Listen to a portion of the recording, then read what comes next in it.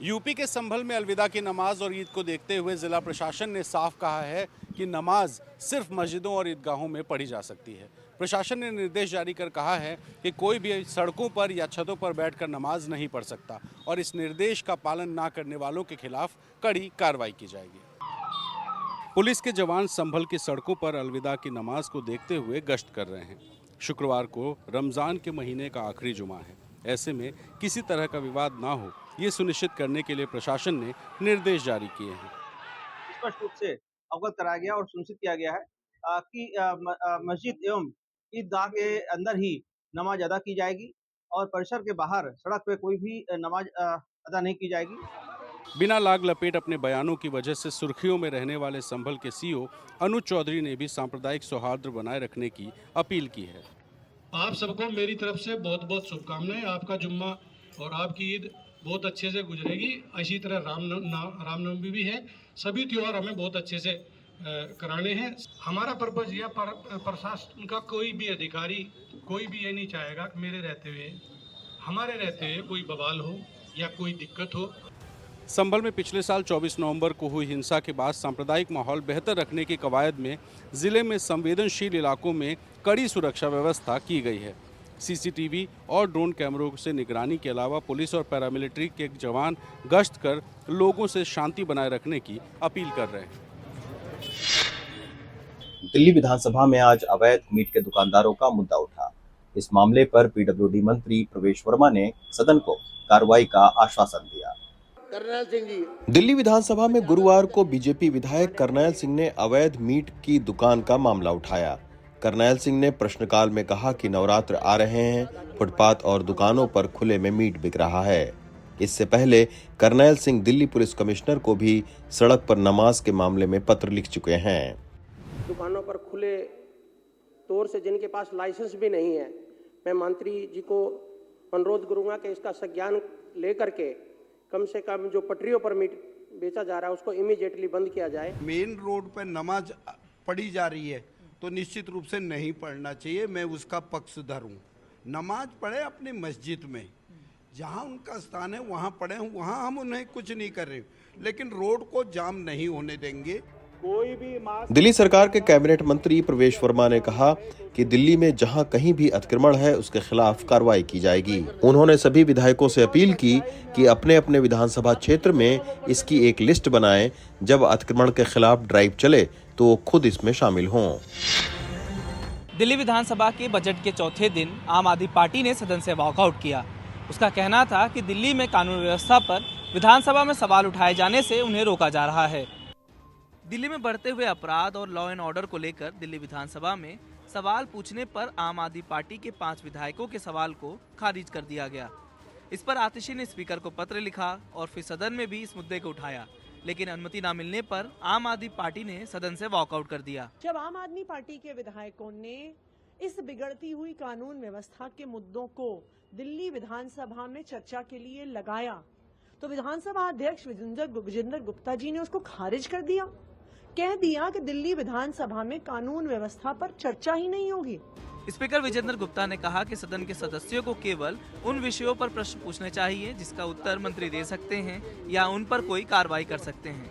इसके साथ ही उन्होंने कहा कि आतिशी का पत्र उन्हें मिलने से पहले मीडिया को मिल गया। प्रतिपक्ष के जिन नोटिसों को मैंने स्वीकार नहीं किया था वे महज सदन की प्रक्रिया का दुरुपयोग करने और सदन में संगठित व्यवधान पैदा करने का प्रयास था।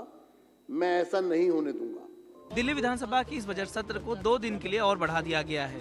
देखना होगा कि बचे हुए दिनों में सदन में कितनी और दिन तकरार होती है। सपा सांसद रामजीलाल सुमन के राणा सांगा वाले बयान से मचा हंगामा थमने का नाम नहीं ले रहा है। सपा सांसद राज्यसभा सभापति जगदीप धनखड़ से मिलकर सुरक्षा की मांग की है। इस बीच समाजवादी पार्टी रामजीलाल सुमन के घर पर हुए हमले को दलित पर हुआ हमला बता रही है। संसद में राणा सांगा को लेकर अपने बयान पर सपा सांसद रामजीलाल सुमन के तेवर जस के तस हैं। हालांकि सुमन ने राज्यसभा के सभापति से मिलकर अपनी सुरक्षा की मांग की है। राणा सांगा ने बाबर को आमंत्रित किया था इब्राहिम लोदी पर हमला करने के लिए। मैं उस बयान पर अभी भी कायम हूँ, लेकिन मेरा मकसद किसी की जातिगत और धार्मिक भावनाओं को ठेस पहुँचाने का नहीं था। बुधवार को रामजीलाल सुमन के घर पर हुए हमले के बाद सपा नेता रामगोपाल यादव उनके घर आगरा पहुंचे, मुख्यमंत्री पर निशाना साधा और इस मुद्दे को दलित राजनीति से जोड़ा। रामजीलाल सुमन दलित न होते, अगर उन्हीं की बिरादरी के होते तो हमला करते ही लोग। ये पूरे पीडीए पर और दलित समाज के ऊपर हमला है। वहीं बीजेपी सपा नेता को सलाह दे रही है, ऐसे भड़काने वाले बयान से बचें। नेता को बोलने से बचना चाहिए। जिन्होंने अपने आप की शहादत की है उसके बारे में बोलते हैं, जनता फिर उग्र हो जाती है और समूह बहुत बड़ा होता है, जनता को उग्र नहीं करना चाहिए। अखिलेश यादव ने भी सोशल मीडिया पोस्ट पर इस हमले को पीडीए से जोड़ा। जाहिर है समाजवादी पार्टी राणा सांगा विमर्श को वे दलित विमर्श से बदलने की कोशिश कर रहे हैं। अपने पिछले 2 कार्यकाल यानी 10 सालों में मोदी सरकार को कोई नेता प्रतिपक्ष नहीं झेलना पड़ा था, लेकिन जब से राहुल गांधी नेता प्रतिपक्ष बने हैं, मोदी सरकार को कटघरे में खड़े करते आ रहे हैं। यही वजह है कि बीजेपी राहुल गांधी पर कोई भी हमला करने से नहीं चूकती है। इस सदन में पिता पुत्री, माँ बेटी, पति पत्नी सदस्य रहे। बुधवार को लोकसभा में स्पीकर की राहुल गांधी पर टिप्पणी तक तो ठीक था, लेकिन अमित मालवीय के वीडियो पोस्ट ने आग में घी डालने का काम किया। फिर क्या था, कांग्रेस आग बबूला हो गई और अपने सहयोगियों को लाम बंद करना शुरू कर दिया। विपक्षी दलों ने इस बात को भी कहा कि कल नेता प्रतिपक्ष को जो बोलने का अवसर नहीं मिला वो हम सभी के लिए बहुत ही दुखद। स्पीकर ने क्या कहा? नेता प्रतिपक्ष से अपेक्षा है। दरअसल बुधवार को स्पीकर की टिप्पणी का वीडियो बीजेपी नेता अमित मालवीय ने सोशल मीडिया पर पोस्ट किया, जिसे लेकर के कांग्रेस के नेता बेहद नाराज हैं और बीजेपी पर राजनीतिक इस्तेमाल का आरोप लगा रहे हैं।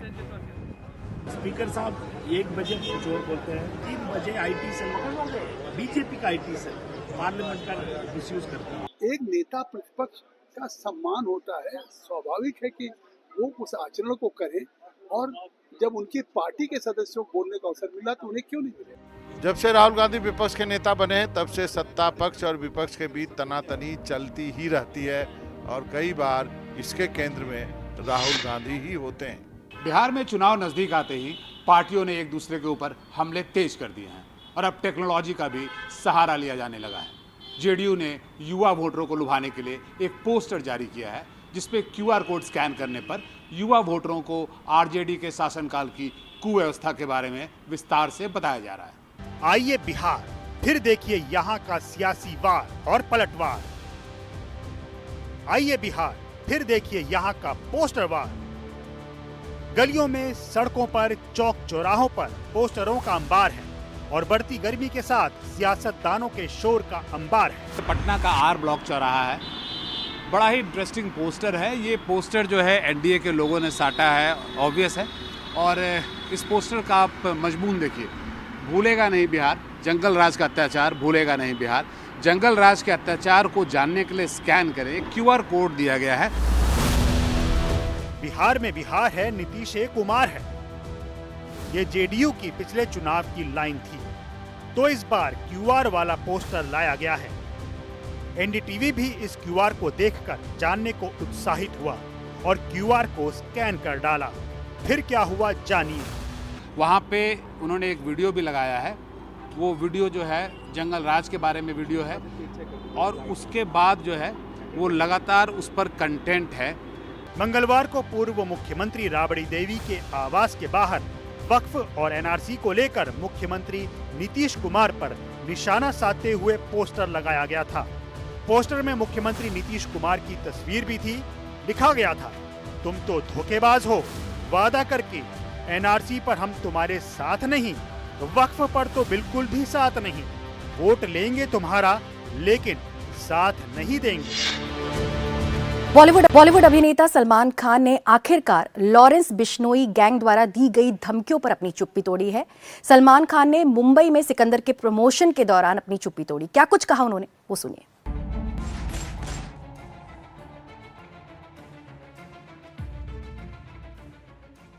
शुक्रवार को ईद से पहले आ रही है सलमान खान की सिकंदर, लेकिन जश्न के इस मौके पर उनकी सुरक्षा का सवाल भी उनका पीछा करता रहा है। लॉरेंस बिश्नोई गैंग की ओर से मिल रही धमकियों को लेकर अब उन्होंने अपनी चुप्पी तोड़ी है। उन्होंने कहा, भगवान अल्लाह सब बराबर है, जितनी उम्र लिखी है उतनी लिखी है, बस यही है। बढ़ी हुई सुरक्षा को लेकर भी उन्होंने कहा, कभी कभी इतने लोगों के साथ घूमना ही एकमात्र समस्या बन जाती है। दरअसल 14 अप्रैल को सलमान खान के घर के बाहर 5 राउंड फायरिंग हुई। फायरिंग करने वाले कई दिन बाद पकड़े गए, लेकिन पता चला कि उनके पीछे लॉरेंस गैंग के लोग हैं, जो पहले भी सलमान खान को धमकी देते रहे हैं। कुछ महीने बाद सलमान के करीबी एनसीपी नेता बाबा सिद्दीकी की हत्या ने बताया कि सलमान को लेकर दी जा रही धमकियां कितनी गंभीर हैं। कुछ दिन पहले अभिनेता सलमान खान की सुरक्षा को देखते हुए उनके बांद्रा स्थित घर गैलेक्सी अपार्टमेंट का रेनोवेशन किया गया था। सूत्रों के मुताबिक अब घर की खिड़कियां बुलेट प्रूफ हो गई हैं। साथ ही गैलेक्सी के आसपास और उनके घर के पास हाईटेक सिक्योरिटी सिस्टम भी लगाया गया है और हाई रेजोल्यूशन सीसीटीवी कैमरे इंस्टॉल किए गए हैं। पूरे अपार्टमेंट के किनारे हाई सिक्योरिटी ट्रेस भी लगाए गए हैं। सलमान खान को फिलहाल Y+ सिक्योरिटी मिल रही है। उनकी सुरक्षा में 25 सुरक्षा कर्मी मौजूद रहते हैं, यानी 2 शिफ्ट में 25 सुरक्षा कर्मी, जिसमें सुरक्षा दल के साथ 2-3 गाड़ियां और करीब 2 से 4 कमांडो होते हैं। इसके अलावा बुलेट प्रूफ गाड़ी भी होती है। वहीं उनके अपने बॉडीगार्ड शेरा भी हमेशा उनके साथ ही रहते हैं। सोना तस्करी मामले में गिरफ्तार रन्या राव की जमानत याचिका सेशन कोर्ट ने खारिज कर दी है, लेकिन अब तक की जांच में बहुत हद तक ये साफ हो गया है कि रन्या राव का स्मगलिंग का ये नेटवर्क किस तरह काम करता था। 14 किलो सोने की तस्करी के आरोप में गिरफ्तार रन्या राव को बेंगलुरु के सेशन कोर्ट से भी राहत नहीं मिली। डीआरआई का कहना है कि जांच निर्णायक मोड़ पर है। अब आरोपी नंबर 3 की भी गिरफ्तारी हो चुकी है। ऐसे में रन्या को जमानत देने से जांच प्रभावित होगी। अब तक की जांच के मुताबिक A1 यानी रन्या राव सोना तस्करी कर बेंगलुरु लाती थी। A2 यानी तिलक राजू हवाला के जरिए खरीद फरोख्त करता था। A3 यानी साहिल जैन तस्करी के सोने की बिक्री करता था। डीआरआई के मुताबिक 11 जनवरी को 14.5 किलो तस्करी के सोने की खेप को इसी तरह साहिल जैन ने ठिकाने लगाया था। रन्या और उसके दोस्त तिलक राज ने वीरा डायमंड्स के नाम से एक ज्वेलरी की दुकान खोली और इसी दुकान के नाम पर सोना खरीदा जाता और बेचा गैर कानूनी तरीके से जाता था।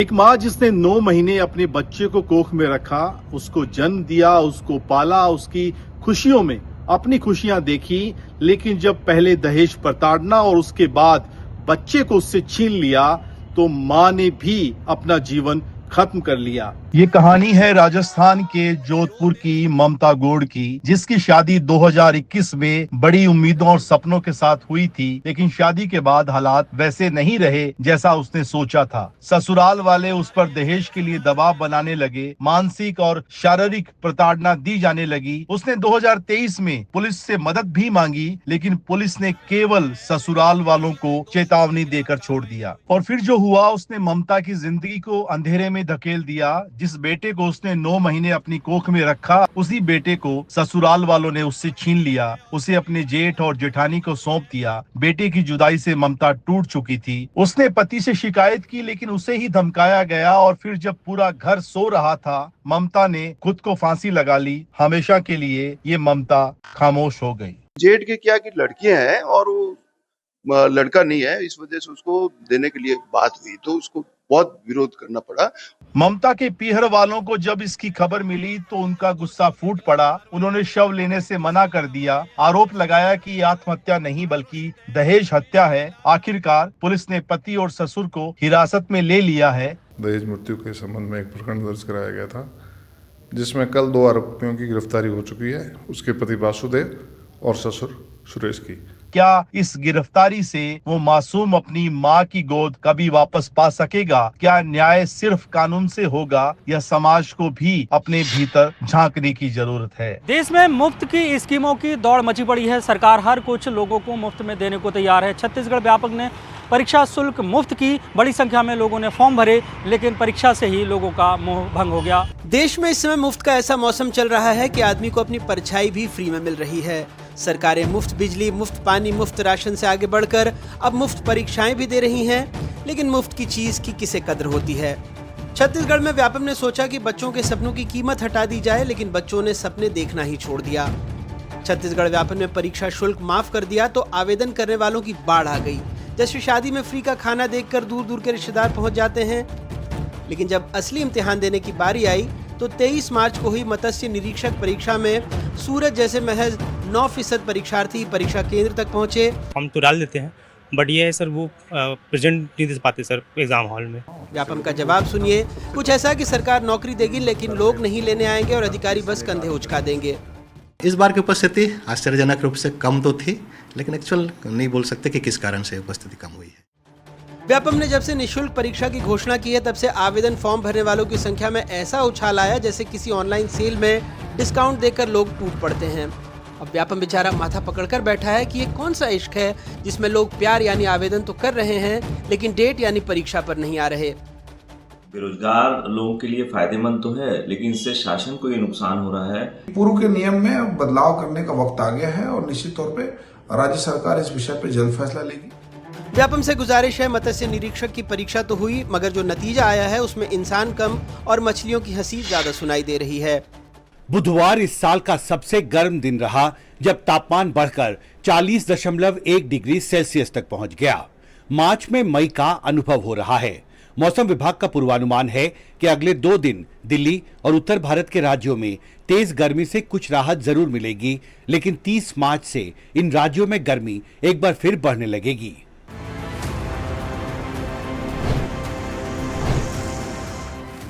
उग्रसेन नोएडा में एक कंस्ट्रक्शन साइट पर काम करते हैं। बुधवार को दिल्ली एनसीआर में अधिकतम तापमान 40 सेल्सियस के पार चला गया। उग्रसेन और उनके साथी डरे हुए हैं, कहते हैं मार्च का ये हाल है तो मई जून का क्या होगा।